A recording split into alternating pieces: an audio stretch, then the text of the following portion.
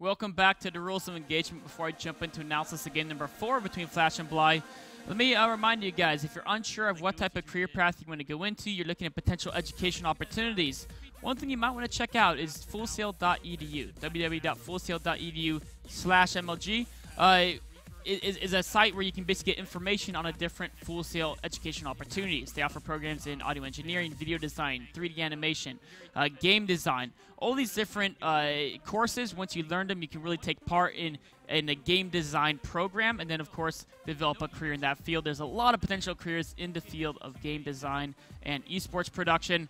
Fullsail.edu has a lot of great programs. If you're unsure about what you want to do in the future, go ahead and check it out. A little more information never hurt anybody. Going on to analyzing game number 4 between Flash and Bly. A couple things I want to talk about are poking at the Zerg. If you're a Terran player, you want to kind of poke at them. A couple things to keep in mind to make your pokes risk-free. Also, attack timing. When it's a generally good time to attack, when it's a good time not to attack. And then lastly, army positioning. As it gets into the later game, you have a lot of bases where your army should be in terms of positioning. So, we're going to get into this game at the 9-10 mark. And the first thing I want to talk about is poking the Zerg. So, in general, it's a good idea, even if you're not doing some crazy timing, but just to send a few units to poke at the Zerg to make sure they're not just going pure drones, you know, they're not building like 100 drones by the 9-minute mark or something crazy, and keep them honest. Now, of course, an honest Zerg is going to have units here, and right at this point, this army looks doomed because Bly was playing honest. In fact, Bly was actually playing more than honest. He was actually droning up less than normal, specifically in the hopes that maybe he could crush an attack like this. So it's a good idea to poke a Zerg. When you do so, always make sure you've got some medevacs with that army. So in case the Zerg made a lot of units, you can pick up your guys and ferry them to safety, then continue to harass without risking losing a substantial amount of units, as we can see here. Flash lost a few units, but not really a big deal at all. And of course, the dropships add a little bit of extra harassment power too. So when you do these little pressures and pokes to make sure the Zerg's being honest, go ahead and bring medevacs with them.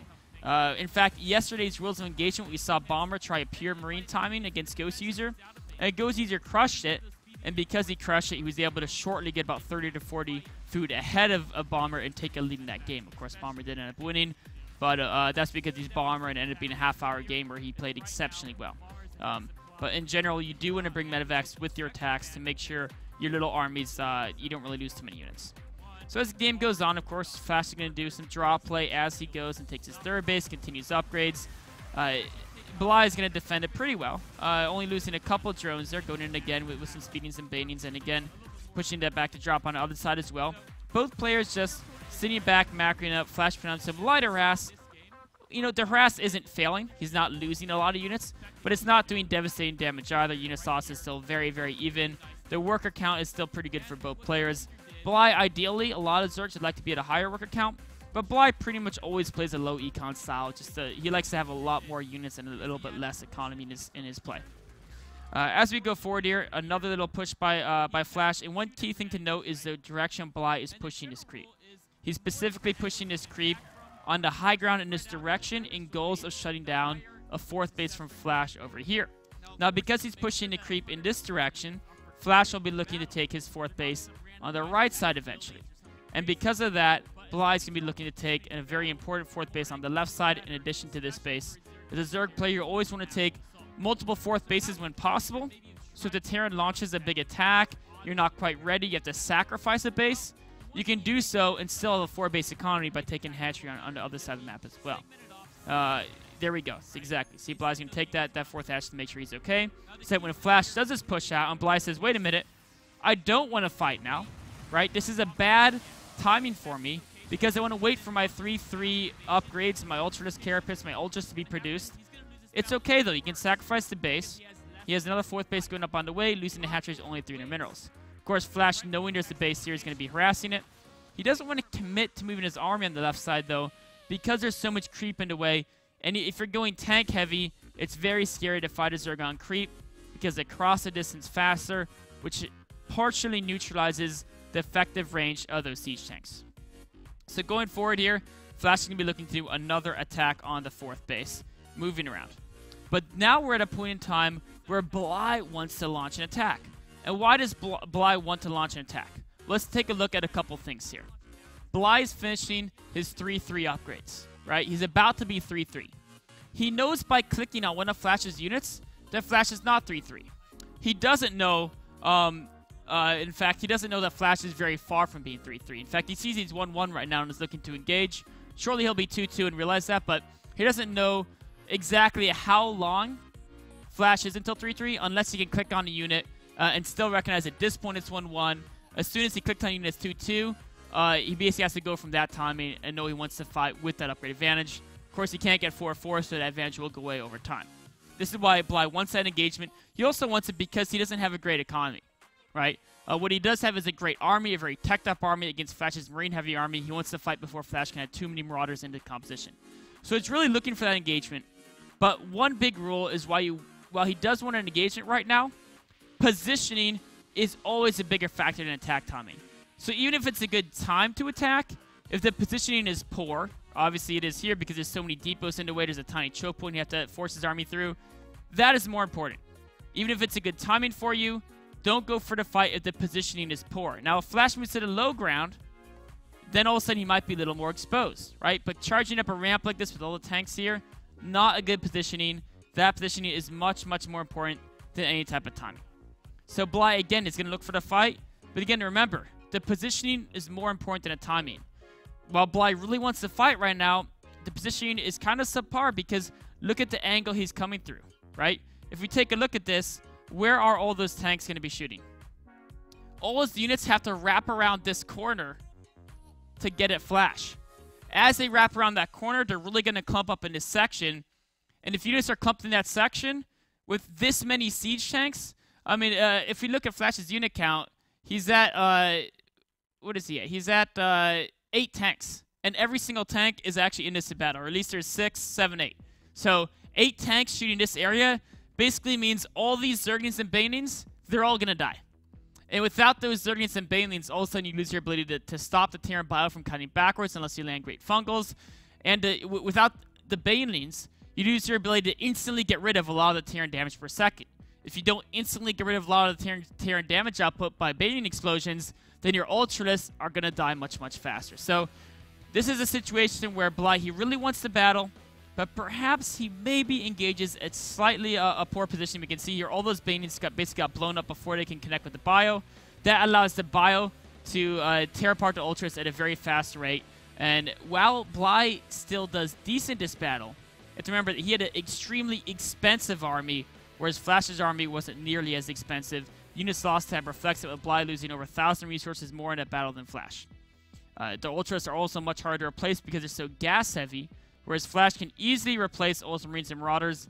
Bly struggles to replace his Ultralists, and it's a really tough call. Was that a mistake? I don't know, because the timing was great. He had the upgrade advantage. If he knew Flash was this far away from 3-3, which maybe he could have, but it's very, very hard to know when you're in a game how far opponent is away from those upgrades, he wouldn't have attacked. But he didn't know how far Flash was away from 3-3. He took the battle, and it wasn't a terrible battle. The positioning was very poor, but because the timing was so good, it still was okay. So going forward, you know, Flash, of course, is going to take the 4th base on this side because of all the creep on the left side, and because he wants to push at this 4th base. Bly's still going to work the counterattacks, but Flash has been able to rebuild as well, and he's got pretty good defense. So now we're in a situation where Flash has the 4th base, and Bly really wants to take a 5th base because Zergs often want to be a base up. Now, they don't have to be, especially with Ultralists and Festers, even going Vipers now. It's okay to be on the same base, but because you might at any point in time lose the base to a great drop move by a Terran, or maybe they push and your army isn't in a position to defend the push, you're in a situation where you really want that extra base, so you can be willing to sacrifice one. So again, Bly's trying to work some attacks over here. Flash gets in position. He defends. Bly runs away. A pretty even trade. Of course, Bly lost a good number of units and Flash lost none, but Flash lost a lot of depots and some economy as well. And Bly's defending drops very well. So we're in a situation where Bly's probably slightly ahead, but Flash on 4 bases is something you don't want to play as a Zerg because he's always going to be at macro up an insanely, insanely strong army. And now we get to the point where Bly is in a position where he has to defend 5 bases, right? And the thing about 5 bases is it's not easy to cover all those from a big Terran perspective. If you look at Bly's point of view, he has a very hard time telling where Flash is because Flash has done a great job pushing the creep back. And, of course, Bly doesn't have a whole ton of changes down the field because Flash is doing a great job picking off changes anytime they run into his army. And he doesn't have burrowed Zergans around the map. Even if he did, maybe Flash should pick those off, maybe not. So because of those factors, he's kind of in the dark. So that's where we get to this spot that I want to talk about how to position your army when you have to defend 5 bases. So the key 2 bases your army needs to defend from frontal attack are, of course, the left side base and the right side base. Those are the ones you're worried about frontal attack. Drop play can hit you anywhere, right? You got to defend drop play anywhere. But a frontal attack from the Terran player, the Terran player is coming down, it's either going to basically come down this way or it's going to come down this way. Those are pretty much the only 2 spots you have to worry about in attack. And if you're thinking about how to receive an attack, right, you don't want to be stuck charging up a ramp against a Terran player. And to avoid that, ideally, you want to keep your army on top of the ramp so that as soon as the Terran player comes down, while the chokes, you know, it would be nice if that choke point on the ridge was wider. It still is much better to choose cross-roy on this ridge where it's not super choke, but it's not bad, than it is to come around a ramp because you can come this way or this way. Now, if you are in a low ground, it's okay to go up a ramp if you're going up the ramp straight, right? This is okay. What's not okay is to come around the edge of a ramp. That's not good. Because what will happen if you come around the edge of a ramp is your units will really, they'll get funneled. And as they come in one at a time, not only will a lot of them be late to the battle, but also you're going to naturally help your opponent focus fire. You're going to help them micro by feeding them units one at a time. So you never want to come around the edge of the ramp. You always want to come up straight. You much rather give up a base than come around the edge of the ramp unless you have an overwhelming numerical advantage and you know even in a poor position you can still take the fight. So ideally you want to be on top of the ridge. A lot of times you can't do that because you're waiting for reinforcements. So it's okay to be at the bottom of the ridge. But then it's very important that you can identify which way your opponent's going so you can be ready to charge up straight up the ramp whichever way they go. Now here you can do that. He has the creep tumor. He sees Flash coming down. He could easily pull his army over here. Now, because he's starting to lose vision, the other tempting thing it is to just be aggressive. If you posture aggressively against a Terran player, then if they try to move out, you can counterattack. And that can work if you're not afraid to base trade. If you are afraid to base trade, though, you want to do exactly what Bly is doing, stay on the high ground and engage the army. As soon as you try to go for a base trade, you move up here to posture for a base trade, but the Terran player says, okay, I'll base trade you, they won the game of chicken, right? And because Flash won the game of chicken, because he said, okay, if you want to move over here and attack this base, I'm fine, I'll lift it, and I have this base on the right side, and I'll kill you. And Bly's like, wait a minute, I don't actually want a base trade. Now all of a sudden, he's stuck in a weaker position. And this is really the game-determining moment. Because right here, he's already going to lose that 4th base. And when he loses that 4th base, now he's stuck to 4 bases versus 4 bases versus Terran. But it's even worse than that. Because a Terran, and they're on 4 bases in a later stage of the game, as their first 3 bases mine out, they still have 1 base mining with SCVs and a lot of mules. They have like 3-4 mules. So they really have several bases of economy, even if there's only 1 mineral patch left. A Zerg, as it gets to late game, as their first 3 bases mined out, their 4th base just is 1 base of drone saturation. So they get in a really bad position if you're stuck to 4 bases this late in the game. But unfortunately, he's kind of stuck here because he lost that game of a base race chicken. He loses the 4th base before he's in position to defend it. Notice how he moved to the low ground before he wants to think about hitting up the ramp. Doesn't want to come around the corner. Very, very important. And now that he's in here, he can take the fight. And this is actually a fine position. Great blinding clouds on Flash's army. The Ultras come in here. It's going to be a very good engagement for Bly. Unfortunately, the one that's important to notice is while Bly's dominating this battle, he's doing very well. Great blinding clouds, great fungals. The Ultras upgrades were really clambered through there. The problem is because he lost his 4th base, all of a sudden, and his 3rd base, of course, is getting very low. He's in a position where he really can't afford to lose his 5th base. As a Zerg player, especially in the late game, you always want to be able to sacrifice the base, and definitely if you're using Hive-Tech units. Ultras or Broodlords take a very long time to build.